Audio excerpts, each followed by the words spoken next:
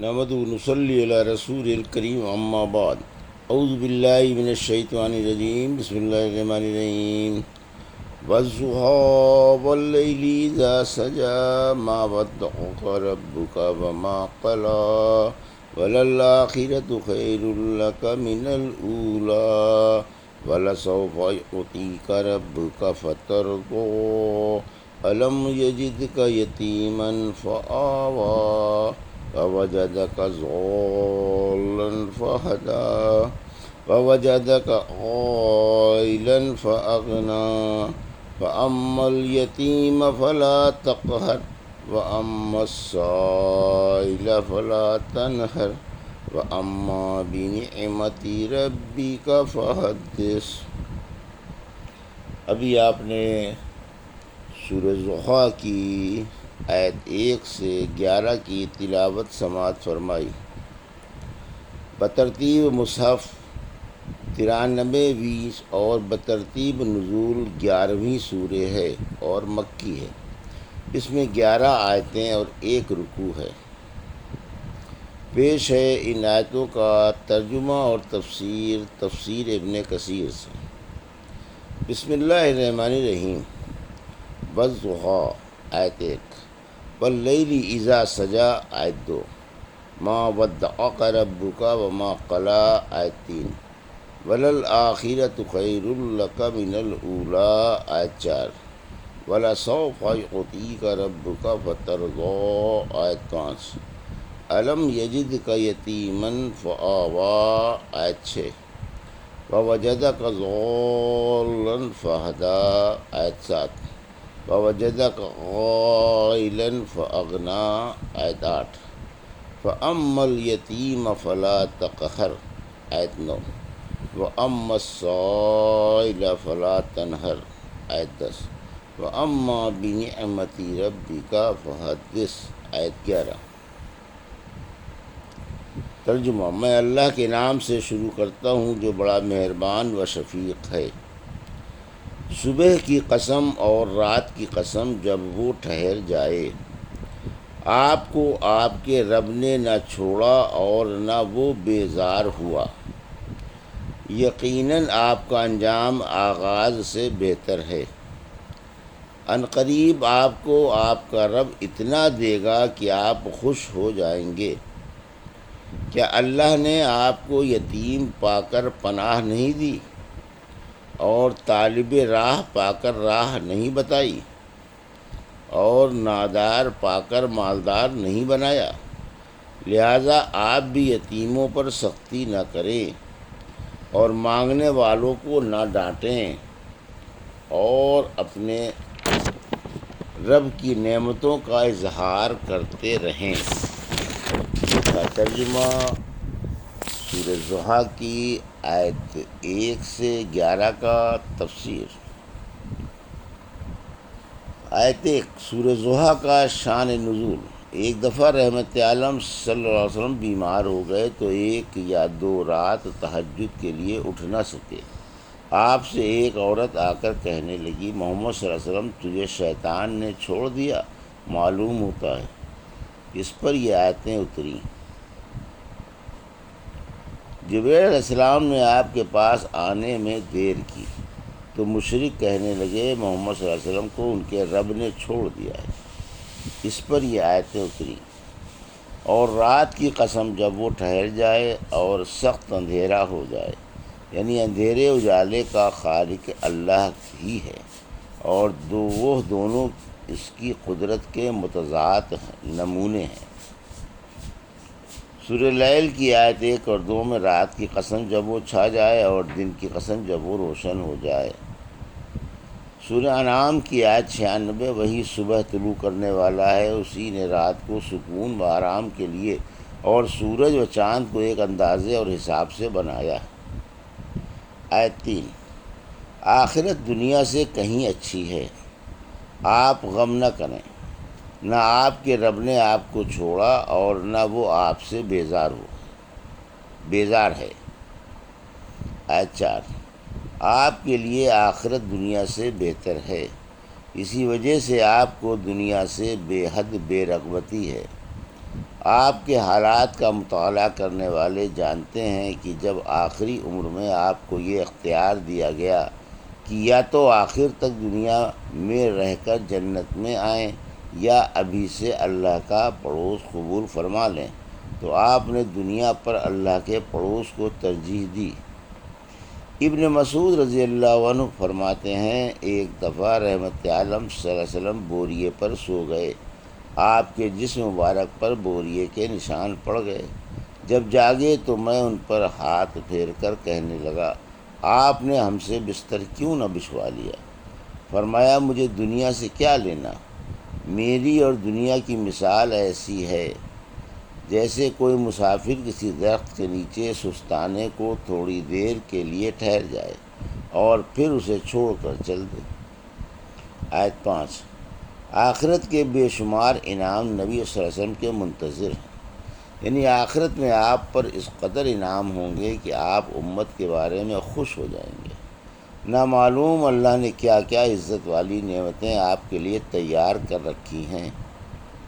کوثر بھی ایک نعمت ہے جس کے دونوں کناروں پر ایک ایک خولدار موتی کے بے شمار خوبصورت اور گول گول کمرے ہوں گے، اور جس کی مٹی خالص مشک کی ہوگی۔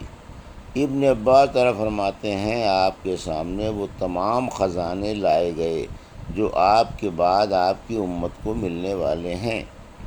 آپ خوش ہوئے، پھر اللہ نے یہ آیت اتاری، آپ کو جنت میں لاکھوں محل ملیں گے، ہر محل میں اس کے مناسب حوریں اور خادم ہوں گے۔ آیت 6۔ نبی صلی اللہ علیہ وسلم کو دن بدن ترقی کی بشارت۔ اللہ اپنی خاص خاص نعمتیں اپنے رسول کو یاد دلا رہا ہے کہ ہم شروع ہی سے آپ کی حالت اچھی بناتے چلے آ رہے ہیں۔ آپ کا لاحق حال سابق کے حال سے اچھا ہی ہوتا جا رہا ہے۔ آپ یتیم تھے، ہم نے آپ کو آرام کی جگہ دی۔ آپ کے والد تو آپ کے پیدا ہونے سے پہلے ہی فوت ہو چکے تھے، پھر آپ کی والدہ بھی 6 سال کا چھوڑ کر چل بسیں، اور آپ اپنے دادا عبد المطلب کے پاس رہے۔ دادا بھی 8 سال کا چھوڑ کر داغ مفارت دے گئے۔ پھر آپ اپنے چچا ابو طالب کی پرورش میں رہے۔ ابو طالب زندگی بھر آپ کے سینے سپر رہے اور آپ کی زیادہ سے زیادہ عزت اور آؤ بھگت کرتے رہے، اور جب اللہ نے آپ کو 40 سال کی عمر میں نبی بنا دیا تو آپ کو قوم کی شرارت سے بچاتے رہے، حالانکہ مشرک تھے۔ حق تعالیٰ نے مشرک سے دین کی آبیاری کا کام لیا۔ رب کی حسن تدبیر اور تحریر و تقدیر کے قربان ایک مشرک کے ذریعے دین پھیلتا پھولتا رہا اور پروان چڑھتا رہا۔ آخر ابو طالب کو بھی موت نے آ گھیرا۔ اس وقت آپ کی عمر ایک کم 50 سال تھی۔ ہجرت سے کچھ دنوں پہلے کا واقعہ ہے کہ ابو طالب کی وفات کے بعد قوم کے جاہلوں نے آپ کے قتل کا منصوبہ بنایا۔ اس وقت اللہ نے آپ کو ہجرت کا حکم دے دیا کہ یثرب چلے جائیں، جو آپ کے جانے کے بعد مدینۃ النبی صلی اللہ علیہ وسلم کے نام سے مشہور ہوا اور رہے گا۔ آخر آپ مکے سے بعد النفاستہ ہجرت کر کے مدینے پہنچے۔ مدینہ والوں نے آپ کو اور مسلمانوں کو سراخوں پر جگہ دی اور وہ خاطر مدارات کی جو صفحات تاریخ پر منقش ہیں۔ گھروں میں جگہ دی، مال بانٹ دیے، مدتوں خرچ اٹھایا، ہر طرح کی مدد کی، دشمنوں کے مقابلے میں سینے سپر رہے اور مخلص جانثار بن کر ہر طرح کی قربانیاں دیں۔ یہ تھی اللہ کی حفاظت۔ جب آپ کو اپنوں نے دھکا دیا تو غیروں نے سینے سے لگا لیا اور اپنی جانیں چھڑک دیں۔ اللہ ان سے راضی ہو، کیسے سچے جانثار اور پکے وفادار انصار تھے۔ حق تعالیٰ انہیں کروٹ کروٹ جنت الفردوس عطا فرمائے، پھر بے لوث خدمتگار اور ضائع الہی کے طلبگار۔ آیت 7۔ دین حق کی تلاش۔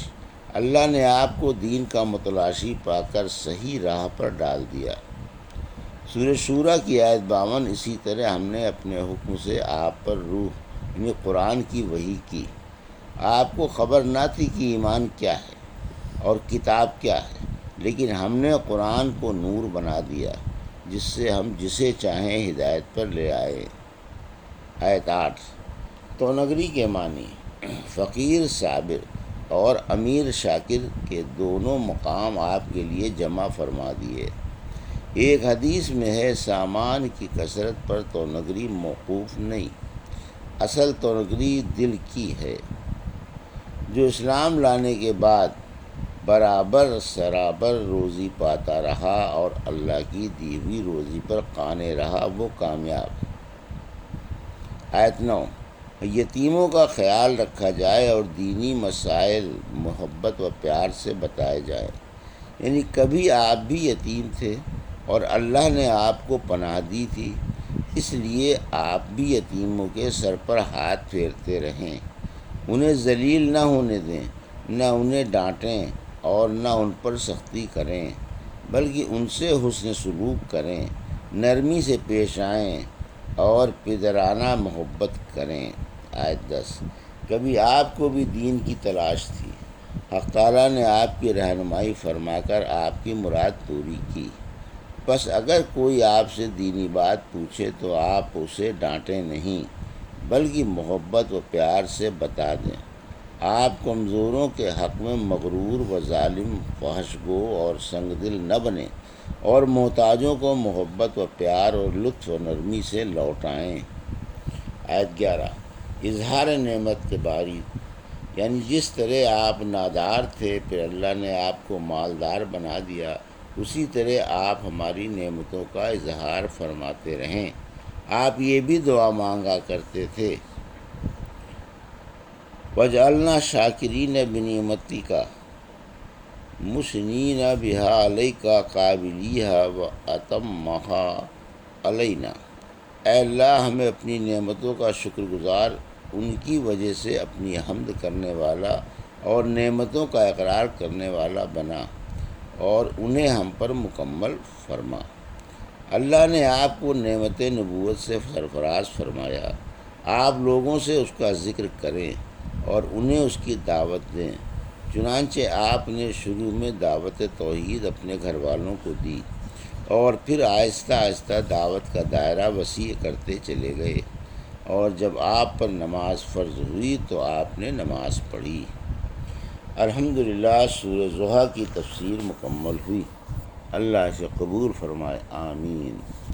یہ تھا سورہ ضحیٰ کی آیت 1 سے 11 کا ترجمہ اور تفسیر جو ابھی آپ نے سماعت فرمائی۔